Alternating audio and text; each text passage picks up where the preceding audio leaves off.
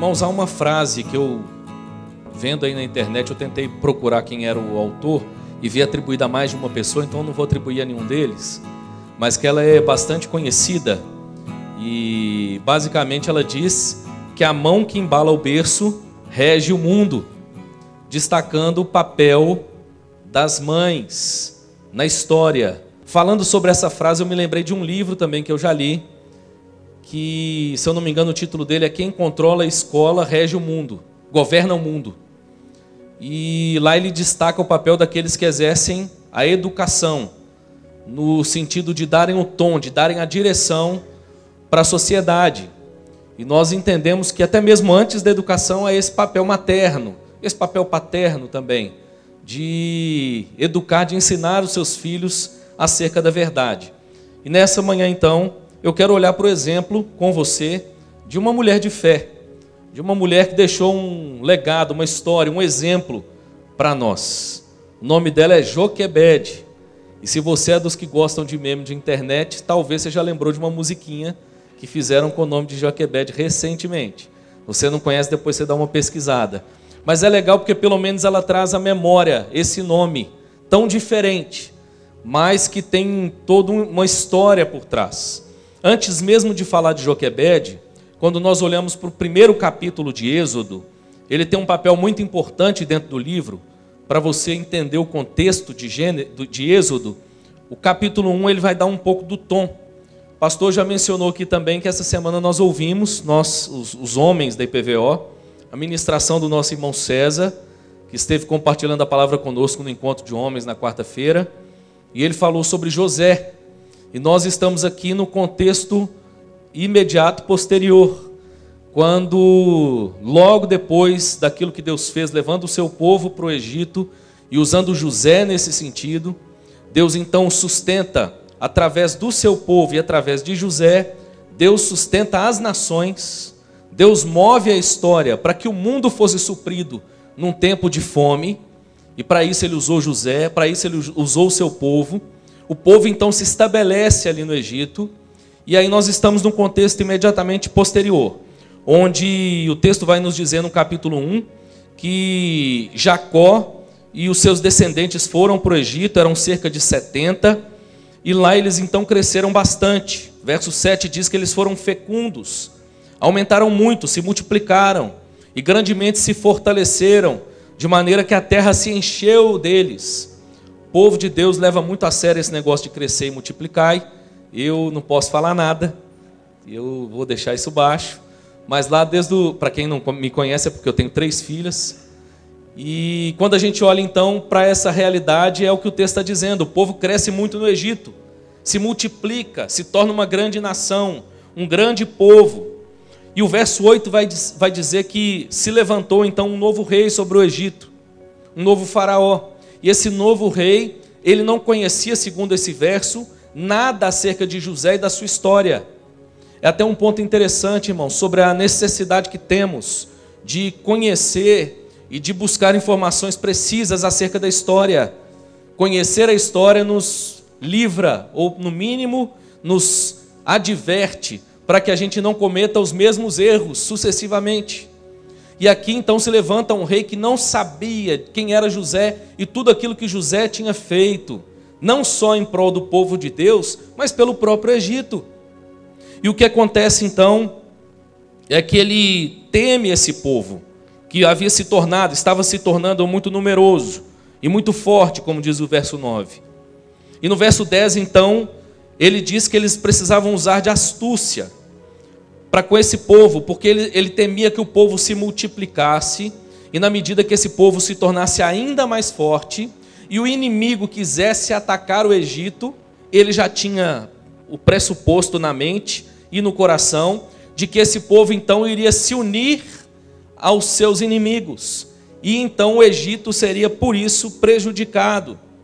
E o que acontece então lá no verso 11, é que os egípcios colocam trabalhos forçados, trabalhos pesados sobre esse povo, eles os afligem com suas cargas. O texto vai dizer que os israelitas edificam para Faraó 2 cidades que eram celeiros, Pitom e Ramsés. Foi o povo de Deus que edificou essas cidades. E na sequência ele vai dizer que eles eram tratados com tirania, com uma mão pesada, eram maltratados por esse povo. Mas isso não para no que diz o verso 14, na maneira como eles tornavam a vida deles amargas, impondo sobre eles dura servidão em barro, em tijolos, com trabalho no campo, com todo o serviço em que na tirania os serviam. Isso não para por aí. O verso 15 do capítulo 1 vai dizer que esse rei então dá uma ordem às parteiras hebreias. Basicamente ele destaca duas dessas mulheres e diz que elas recebem uma ordem. A ordem está no verso 16, para que quando as hebreias estivessem para dar à luz, se fosse menino, que elas matassem a criança e deixasse apenas as meninas viver. Nós vamos ouvir então no verso 17 que essas mulheres, elas temem a Deus, e Deus as abençoa por causa desse temor a Deus. E elas então proveem uma forma de preservar a vida desses meninos. É nesse contexto que nós vamos ouvir acerca do nascimento de um dos grandes personagens das Escrituras, o nascimento de Moisés. É debaixo de toda essa tirania, é debaixo de toda essa intenção destruidora, é debaixo de toda essa realidade que nasce Moisés, preservado pela mão de Deus. Moisés, um homem de Deus, nós sabemos que ele marcou a história do povo de Deus, até hoje, muito lembrado por judeus e cristãos, um homem que foi usado por Deus de maneira singular, mas que nós precisamos, ao exemplo da frase que eu citei, perceber que havia uma mão por trás. Quando nós olhamos para o capítulo 2, nós vemos então que nesse contexto, o Senhor preserva a vida de Moisés, é o que vai dizer agora o capítulo 2. Aliás, desculpa, só mais uma nota aqui nessa introdução. No verso 22, há uma informação importante. O texto vai dizer que Faraó ordena para que todo o povo fizesse o seguinte: a todos os filhos que nascerem aos hebreus lançareis no Nilo, mas a todas as filhas deixareis viver. Então há uma ordem específica agora para que esses meninos fossem jogados no rio. E aí vem o capítulo 2. O capítulo 2 vai dizer o seguinte, no verso 1. Foi-se um homem da casa de Levi e casou com uma descendente de Levi. E a mulher concebeu e deu à luz um filho. E vendo que era formoso, escondeu-o por 3 meses. Não podendo, porém, escondê-lo por mais tempo, tomou um cesto de junco, calafetou-o com betume e piche, e pondo nele o menino, largou-o no carriçal à beira do rio. A irmã do menino ficou de longe para observar o que lhe haveria de suceder. Desceu a filha de Faraó para se banhar no rio, e as suas donzelas passeavam pela beira do rio. Vendo ela o cesto no carriçal, enviou a sua criada e o tomou. Abrindo, viu a criança, e eis que o menino chorava. Teve compaixão dele e disse: este é menino dos hebreus. Então disse sua irmã à filha de Faraó: queres que eu vá chamar uma das hebreias que sirva de ama e te crie a criança? Respondeu-lhe a filha de Faraó: vai. Saiu, pois, a moça e chamou a mãe do menino. Então lhe disse a filha de Faraó: leva este menino e cria-mo, pagar-te-ei o teu salário. A mulher tomou o menino e o criou. Sendo o menino já grande, ela o trouxe à filha de Faraó, da qual passou ele a ser filho.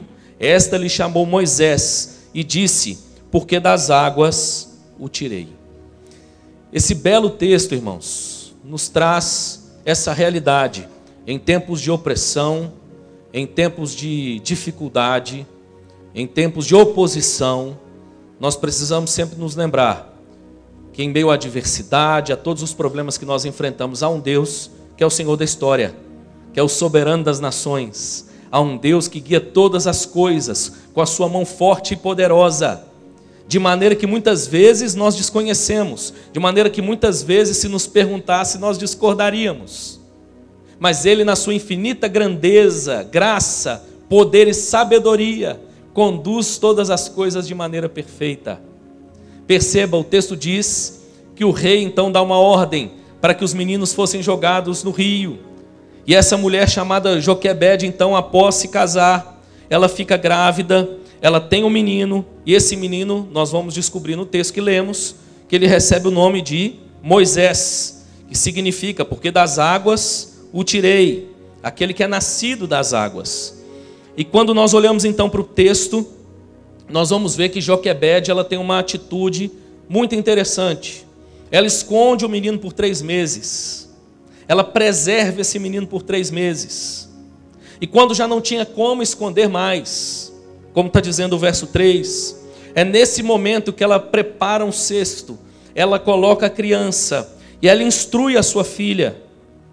E a sua filha, agora instruída, fica de longe, vendo o bebê que havia sido colocado junto ao rio. Ele não foi jogado no rio, mas colocado ali junto ao rio, naquele lugar onde aquela mulher passeava. E essa mulher então vê aquele bebê, vê o cesto, vê o menino chorando, e encantada pelo menino, ela resolve adotá-lo. Mas olha que interessante, a irmã de Moisés estava ali observando, e quando ela vê que a filha de Faraó fica afeiçoada do menino, ela então oferece uma solução, oferece uma ajuda. Ela diz o seguinte: olha, a gente pode resolver esse problema. Nós temos aí entre as mulheres hebreias alguém que pode criar esse menino. E é nesse sentido agora, irmãos, que a própria Joquebede é chamada para cuidar do seu filho. E olha que interessante, recebendo ainda salário.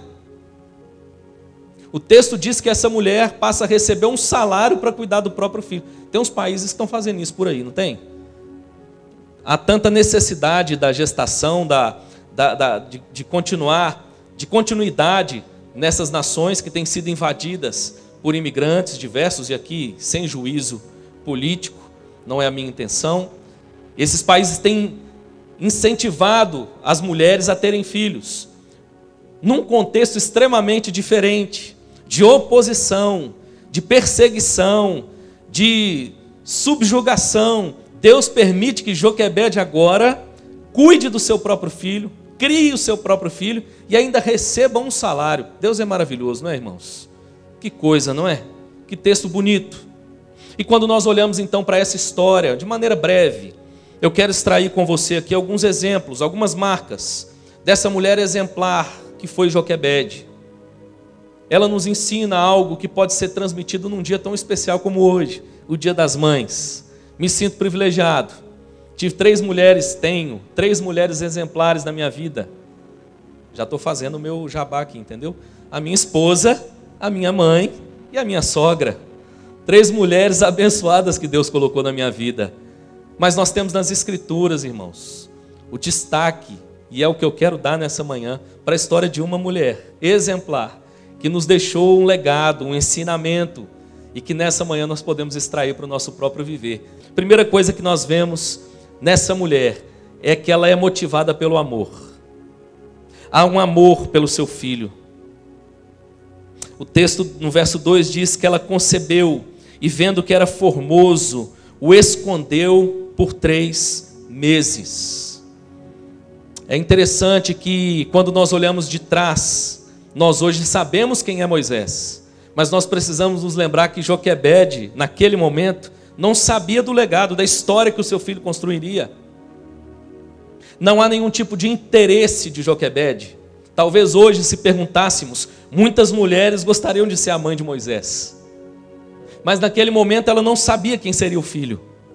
Mas aqui nós temos aquilo que, graças a Deus, nós encontramos de maneira natural na grande maioria das mulheres que geram filhos. O amor pelo seu filho. A motivação é o amor de graça àquele que foi gerado no seu ventre. Quando nós olhamos então, irmãos, para essa realidade, nós percebemos quanto o amor é importante na condução da nossa casa, da nossa família. Falei agora de manhã na escola dominical, na classe de adultos, sobre a 2ª epístola de João. E basicamente o que João vai tratar nessa epístola é sobre a necessidade da verdade e do amor serem entrelaçados e manifestados na vida de um cristão como evidência de que ele nasceu de novo.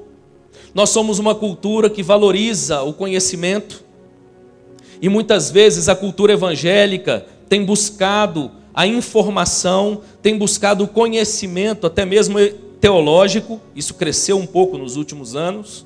Nada contra isso, irmãos.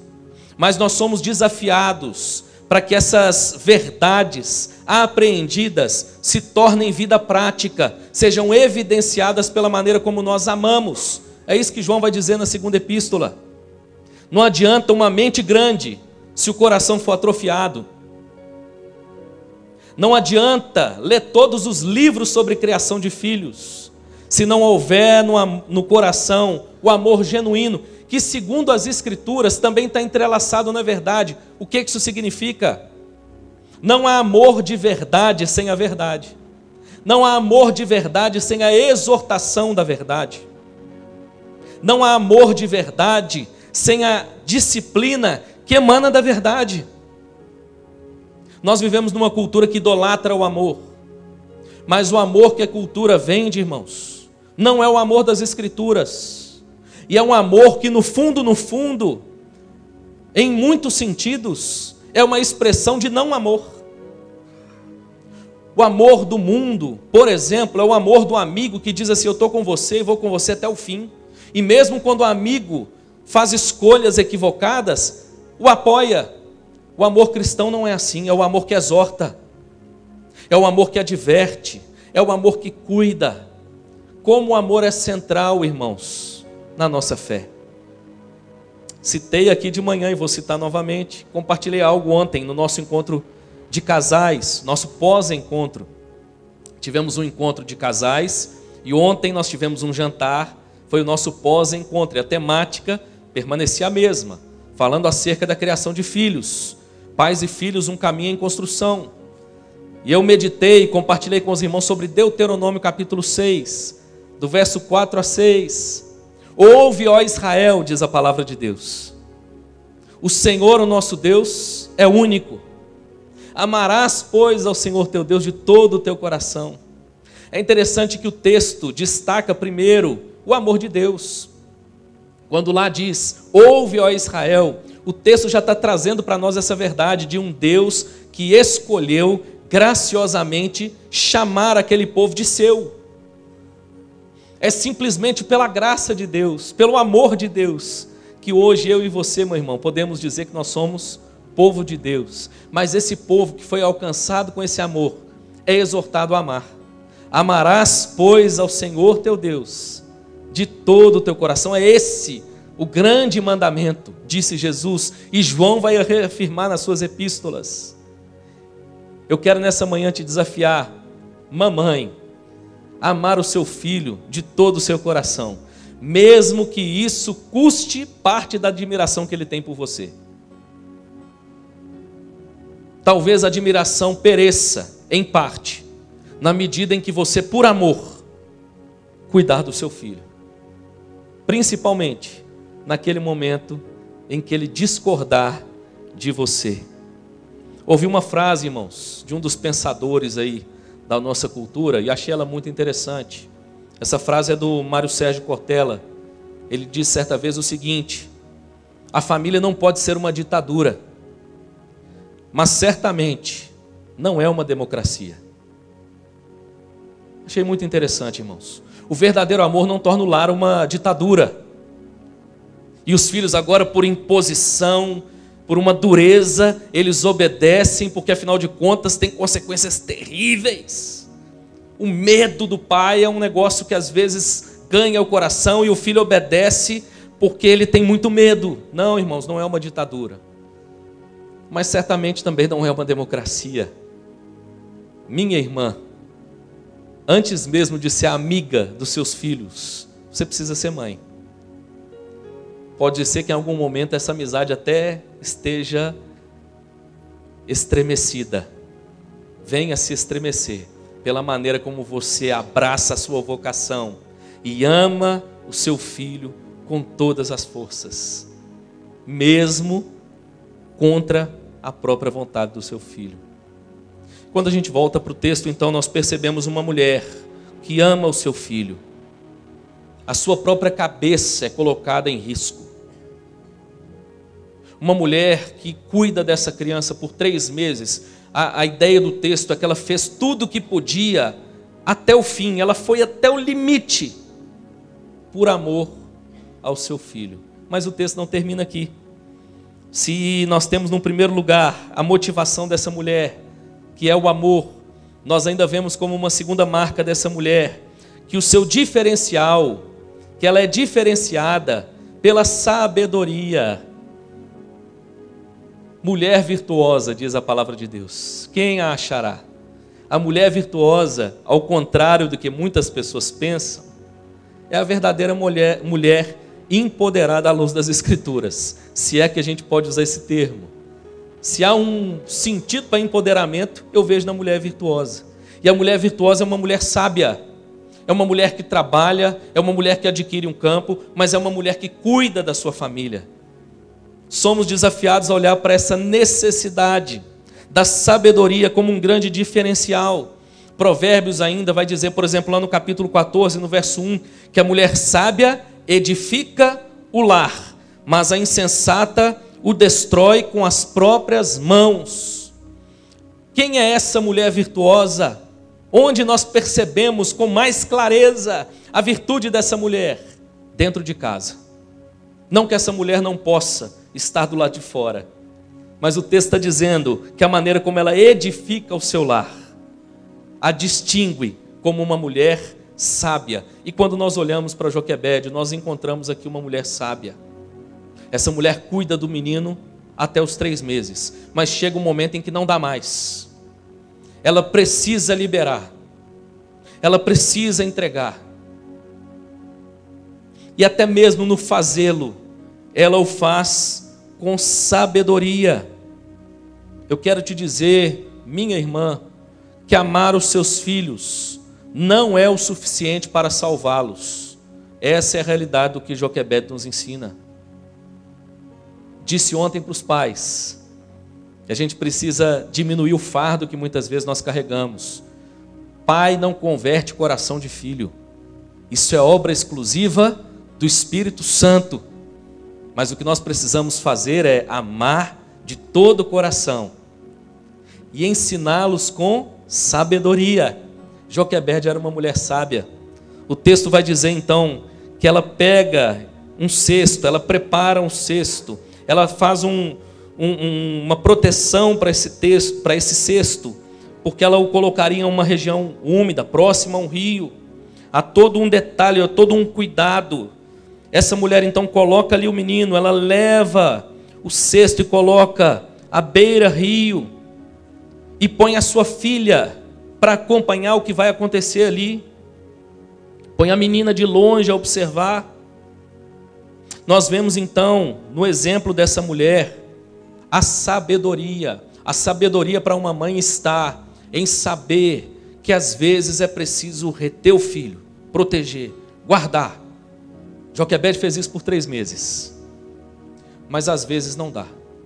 Às vezes é preciso liberar. Às vezes é preciso ceder. E Joquebede faz isso.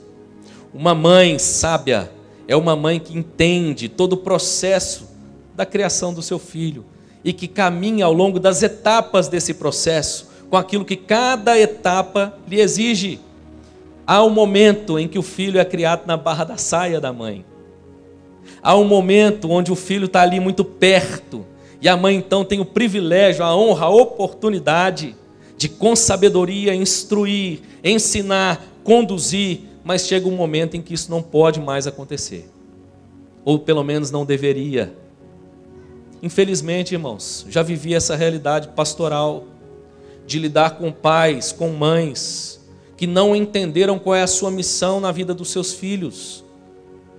Deus não nos chamou para criar filhos para nós mesmos. Nós somos chamados para criar filhos, não para o mundo, como alguns costumam dizer, mas nós criamos filhos para a glória de Deus. Filhos são uma herança do Senhor, é um presente que Deus dá, mas da mesma forma que nós recebemos, irmãos, nós precisamos devolver. Pais que criam uma expectativa nos seus filhos, que criam um norte para os seus filhos, para se realizarem nos filhos. e pegam toda a sua carga de frustração e depositam nas costas dos filhos. E exigem dos filhos aquilo que nem eles deram conta de fazer. Joquebede é uma mulher sábia, porque ela entende o seu limite. A sabedoria está em entender o nosso limite. Em entender que nós precisamos educar, ensinar, instruir os nossos filhos. Mas olha, vai chegar o momento deles caminharem com as próprias pernas. Que bênção, irmãos, é ver os nossos filhos crescendo com saúde. Que bênção é ver os nossos filhos crescendo, se formando homens e mulheres. Mas que bênção é quando nós, pais, entendemos qual é o nosso papel.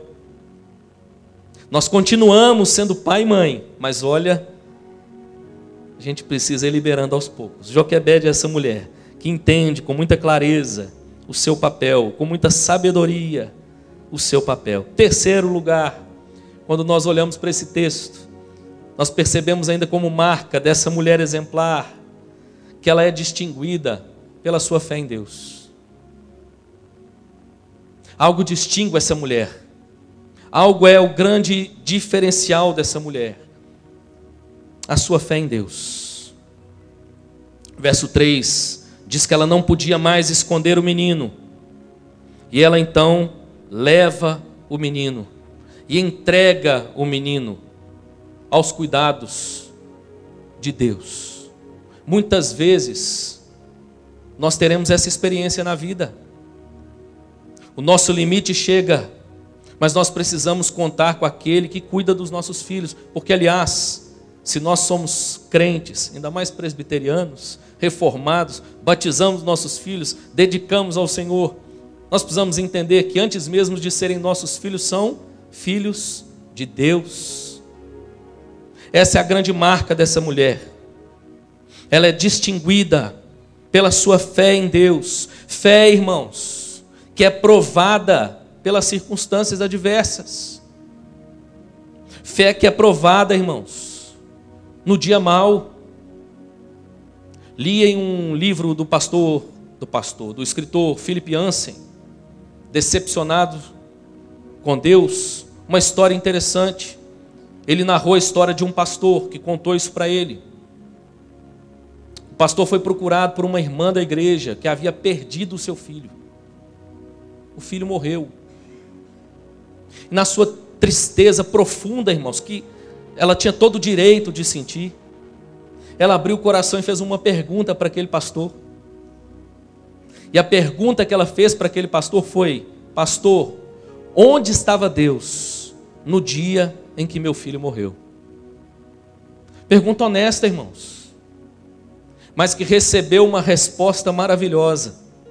Aquele pastor virou para a mulher e disse: Deus estava no mesmo lugar em que ele estava no dia em que o filho dele morreu. Se tem alguém que entende a sua realidade, esse alguém é Deus. Meu irmão, precisamos nutrir o nosso coração dessa fé. Uma mãe exemplar, uma mãe de valor, ela é distinguida por sua fé. Eu queria ter mais tempo, irmãos, eu já quero caminhar para o fim, mas eu teria muito a dizer aqui, por exemplo, da graça que Deus me deu e faço questão de mencionar, dentro da própria casa. Como é bom para um filho ver a sua mãe, o seu pai, crendo e confiando em Deus, mesmo naquele momento em que de repente o filho já não está mais debaixo dos olhos. Filho completou a maioridade. Meu caso, irmãos, escolhendo caminhos tortuosos. Tem hora que não tem jeito, não dá para reter. Mas chegando em casa, encontrando uma mulher que mantinha o seu testemunho, mantinha o seu exemplo de fé.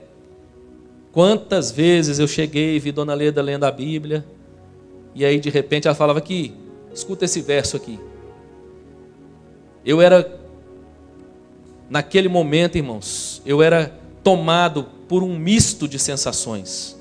Uma raiva, porque a palavra de Deus ia me confrontar, mas ao mesmo tempo um senso de um amor profundo, de alguém que se importava comigo ao ponto de me confrontar. Um exemplo de fé. E eu creio que nós temos muitas mulheres aqui, têm sido da mesma forma, mulheres distinguidas por sua fé.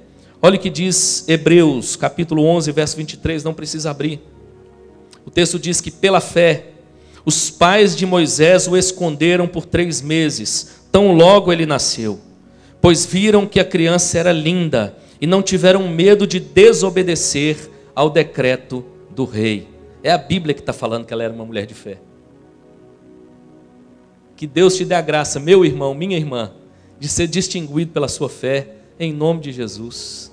Criar filhos, irmãos, diante do Egito, que está ao nosso redor, não é algo fácil. Mas olha, há um Deus que cuida de nós. Encha o seu coração de fé e descanse nesse Deus, em nome de Jesus. Por último, irmãos, a história dessa mulher é a história de alguém que é recompensado pela maneira como vive essa vida exemplar. Há uma vitória que essa mulher desfruta. A Bíblia vai mencionar os seus filhos. Lá em Êxodo 6, 20, por exemplo, vai dizer que Anrão tomou por mulher a Joquebede, sua tia, e ela lhe deu Arão e Moisés. E os anos da vida de Anrão foram 137. Joquebede foi mãe não apenas de Moisés, mas também de Miriam e de Arão. Louvado seja Deus, irmãos, porque Deus permite que a gente veja, desculpa a paráfrase, o fruto do penoso trabalho. Eu ouvi essa semana de um pai dizendo que à medida que vê os filhos crescendo, vai percebendo aquela máxima, o desafio vai aumentando, como se torna mais difícil. Mas descanse, minha irmã, descanse, meu irmão, na convicção de que o nosso Deus vai à nossa frente, inclusive no que diz respeito ao cuidado e educação dos nossos filhos. Joquebede teve o privilégio de ser mãe de Moisés, Arão e Miriam, 3 grandes personagens do Antigo Testamento. Que Deus te dê graça de cuidar do seu filho com todo o amor do seu coração, de educá-lo, ensiná-lo com sabedoria, de nutrir uma fé madura, uma fé preciosa. E descanse então na certeza de que você verá como resultado, como recompensa, a vitória que Deus pode conceder a um pai e uma mãe. Que Deus te abençoe, especialmente você, mamãe, que me ouve nessa manhã, em nome de Jesus.